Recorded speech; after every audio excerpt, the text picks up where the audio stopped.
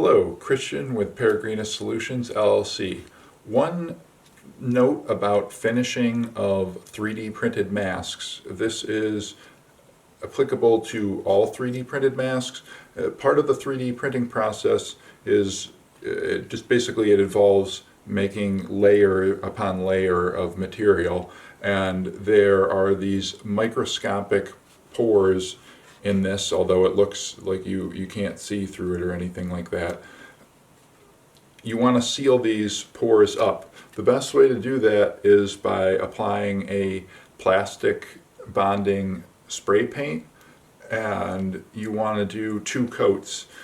At least 2 coats should be completely fine. The first coat will basically get everything, and then the second coat will just double check on that and coat any spots you may have missed.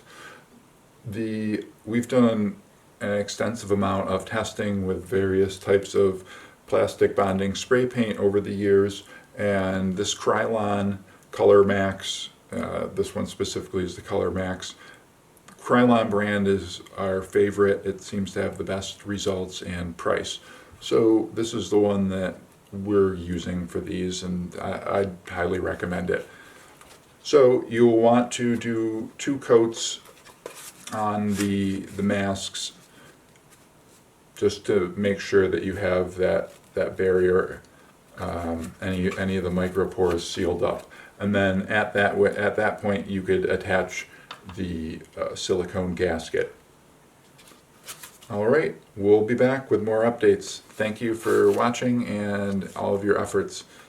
Remember to social distance, wash your hands, and be thoughtful of all the things that our healthcare workers and essential service providers are doing at this time. If you see them or have a chance to let them know thank you, just let them know we're out there thinking of you too. Take care. We'll be in touch soon.